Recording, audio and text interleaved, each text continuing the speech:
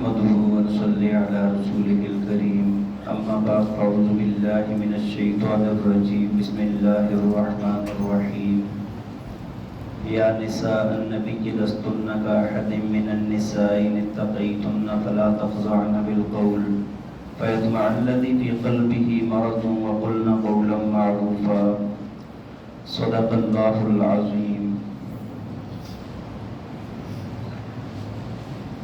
فرمایا یا نساء النبی لستن کاحد من النساء ان اتقیتن، فرمایا کہ اے نبی کی بیویوں تم عام عورتوں کی طرح نہیں ہو اگر تم اللہ سے ڈرتی رہو گی، تم عام عورتوں کی طرح نہیں ہو.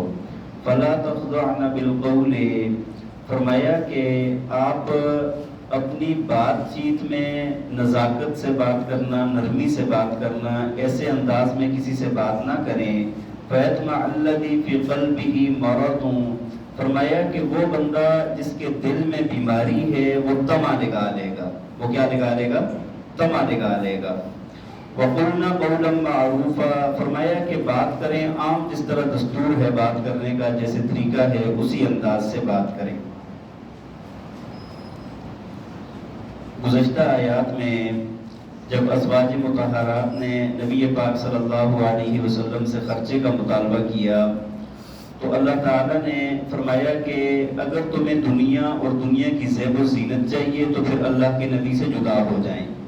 اور اللہ کے نبی نے ان کو فرما دیا کہ اگر تمہیں دنیا اور دنیا کی زیب و زینت چاہیے تو میں تمہیں اپنے سے اچھے طریقے سے الگ کر لوں گا، اور اگر تمہیں اللہ کا رسول اور آخرت کی زندگی چاہیے تو فرمایا کہ پھر ایسے ہی زندگی گزارنی پڑے گی جس طرح گزار رہی ہیں. یہ بات بیان فرمانے کے بعد یہ بھی فرمایا کہ اللہ تعالیٰ نے فرمایا کہ اگر تم میں سے کوئی بھی اگر صغیر غلطی کرے گی تو فرمایا کہ اس کو ڈبل گنا دگنا عذاب ملے گا، لیکن اگر کوئی نیکی کا کام کرے گی تو فرمایا کہ اس کو بھی ہم کیا کریں گے؟ ڈبل اجر عطا فرمائیں گے، دگنا اجر عطا فرمائیں گے، اور اللہ تعالیٰ عزت والی روزی عطا فرمائیں گے. آج کی آیات میں بھی ازواج مطہرات کو ہی اللہ تعالیٰ نے بیان فرمایا ہے، مخاطب فرمایا ہے. پہلی بات یہ فرمائی کہ اللہ تعالیٰ نے ایک اصول بیان فرما دیا کہ آپ عام عورتوں کی طرح نہیں ہیں. آپ کا مقام اور مرتبہ نبی پاک صلی اللہ علیہ وسلم کے حرم میں آنے کی وجہ سے آپ کا مقام اور مرتبہ تمام کائنات کی عورتوں سے اونچا ہے. آپ کا مقام کیا ہے؟ الگ ہے عورتوں میں. جیسے پہلے بھی آیات میں گزر گیا نا، اللہ تعالیٰ نے فرمایا النبی اولیٰ بالمؤمنین من انفسہم وازواجہ امہاتہم، نبی علیہ السلام مومنین کے لیے سب سے زیادہ افضل ہیں اور آپ کی بیویاں مسلمانوں کی مائیں ہیں. تو ماں کا درجہ بہت اونچا ہوتا ہے. اللہ تعالیٰ نے ازواج مطہرات کو فرمایا کہ تم عام عورتوں کی طرح نہیں ہے، اللہ کا ڈر پیدا ہوگا تمہارے دل میں، اللہ سے ڈرتی رہو گی تو تمہارا بہت اونچا مقام ہے. اور دوسری بات یہ بھی فرمائی کہ آپ جب عام لوگوں سے بات چیت ہونا تو فرمایا کہ بات کرتے ہوئے نرمی کے ساتھ بات نہ کریں، نزاکت کے ساتھ بات نہ کریں. ہاں، بات کیسے کرنی ہے؟ جس طرح عام انداز میں بات کی جاتی ہے، یا جیسے آسان الفاظ میں آپ کہیں جس طرح اپنی اولاد سے بات کی جاتی ہے نا، اپنی اولاد سے اپنے بیٹوں سے بات کی جاتی ہے تو اس سٹائل میں بات کریں آپ. کیونکہ اللہ تعالیٰ نے نبی علیہ السلام کی ازواج کو امت کی مائیں قرار دیا ہے نا، تو اب جیسے اولاد سے بات کی جاتی ہے اس انداز میں بات کریں. اور عام عورتوں کے لیے بھی یہ حکم ہے کہ اگر کسی بھی غیر محرم سے بات کرنے کی ضرورت پڑ جائے تو اس وقت نزاکت کے ساتھ اور بڑی نرمی کے ساتھ، اور جتنا عام بات کرتے ہیں اس سے بھی نیچے جا کے اور اپنے اس کے اندر زیادہ شائستگی پیدا کر کے بات کرنا، ایسے اجازت نہیں ہے. روکھا پن ہونا چاہیے گفتگو میں. گفتگو میں کیسا ہونا چاہیے؟ روکھا پن ہونا چاہیے عورتوں کی گفتگو میں جب وہ غیر محرم سے بات کریں، تاکہ جو بندہ دل کا مریض ہے نا، جس کے دل میں شہوانی مرضیں ہیں، تو وہ بندہ تاکہ لالچ نہ کرے.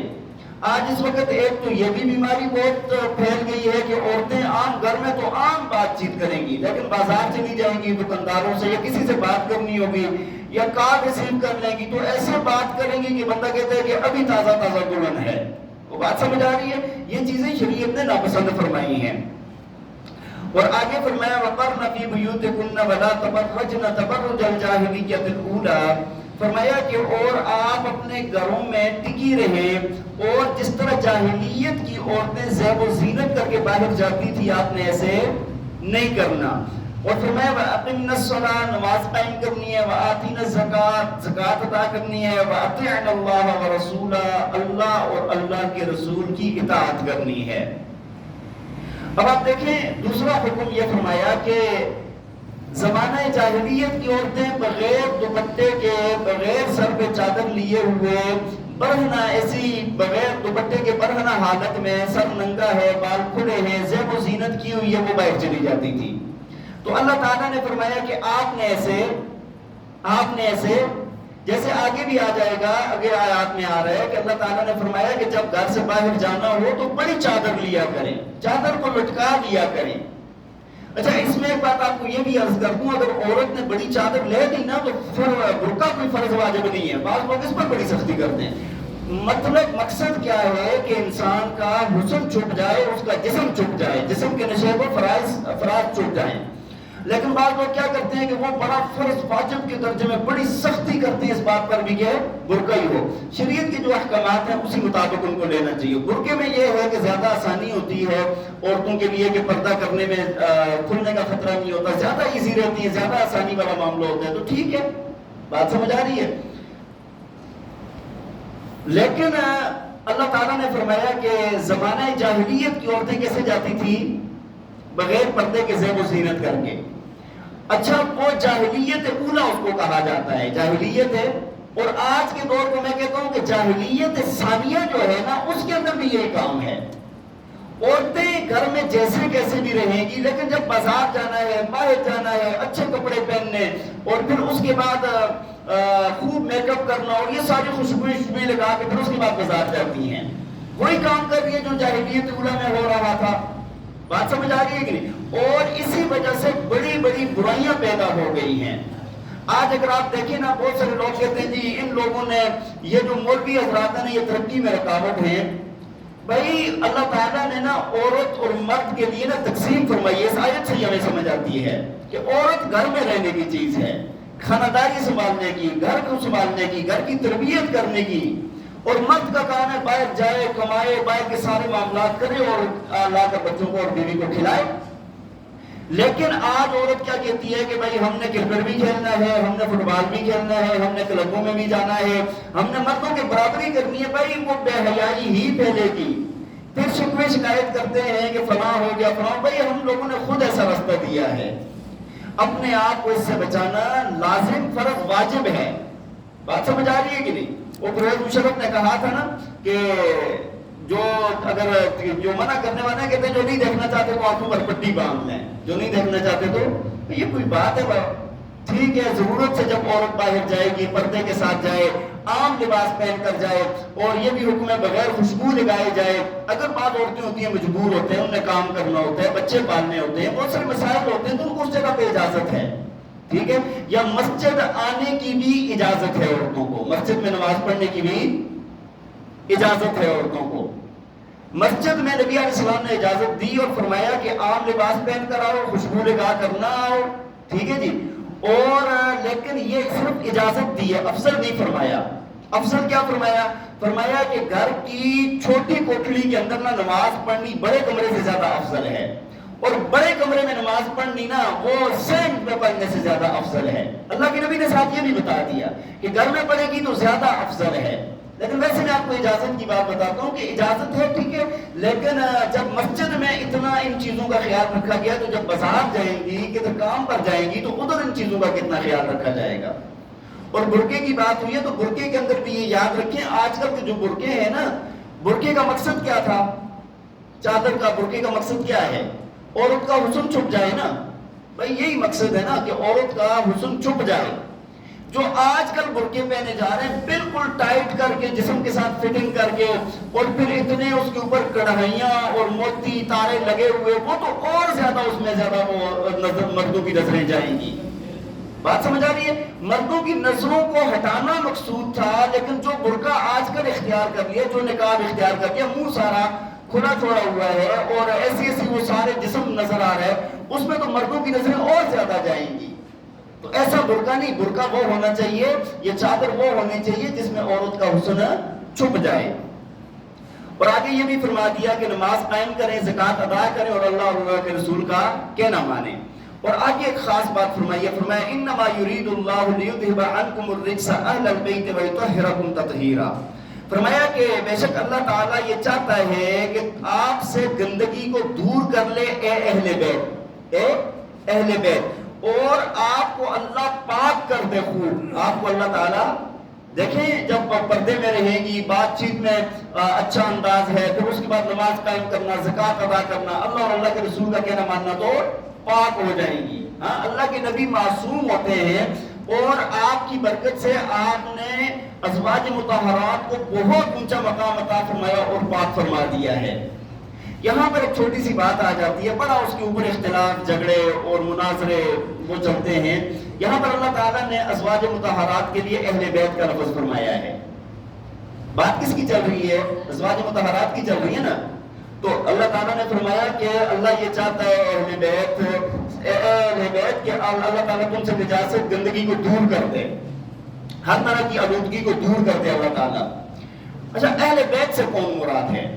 اب ایک تو یہ آیت آ گئی ہے، اور ایک حدیث ہے جس میں نبی علیہ السلام نے اپنی چادر کے نیچے حضرت امام حسن، امام حسین، حضرت علی اور حضرت بی بی فاطمہ رضی اللہ تعالیٰ عنہ، ان سب کو اپنی چادر کے نیچے کیا اور فرمایا کہ یہ میرے اہل بیت ہیں۔ یہ کیا ہیں؟ میرے اہل بیت ہیں۔ حضرت ام سلمہ رضی اللہ تعالیٰ عنہ وہ ازواج مطہرات میں سے، انہوں نے کہا یا رسول اللہ میں بھی مطلب چادر کے نیچے آ جاؤں۔ نبی علیہ السلام نے فرمایا نہیں، تم تو ویسے بھی خیر پر ہو، تم تو ویسے بھی کیا ہو۔ اچھا، یہاں پر نا تھوڑا جب یہ اختلاف آ گیا، بعض لوگوں نے کیا کہا کہ انہوں نے کہہ دیا کہ صرف ازواج مطہرات اہل بیت میں شامل ہیں، آپ کی اولاد اہل بیت میں نہیں ہے۔ ایک گروہ یہ بن گیا، ایک گروہ یہ بن گیا کہ جن نے نبی علیہ السلام کی اولاد کو شامل فرمایا ہے لیکن ازواج مطہرات کو نکال دیا ہے۔ خارجی لفظیوں نے یہ کام کیا ہے، لیکن صحیح بات کیا ہے؟ صحیح بات آپ کے سامنے ہے۔ یہاں پر اللہ تعالیٰ نے ازواج مطہرات کو اہل بیت میں شامل فرمایا ہے۔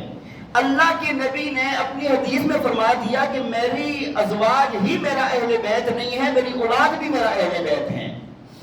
میری ازواج ہی میرا اہل بیت نہیں ہے بلکہ میری اولاد بھی میرے اہل بیت ہیں۔ ایک قرآن کی نص سے ثابت ہو گئی، دوسرا نبی علیہ السلام نے اولاد کو خود شامل فرما دیا ہے، تو آپ کی ازواج اور آپ کی اولاد اہل بیت میں سے ہے۔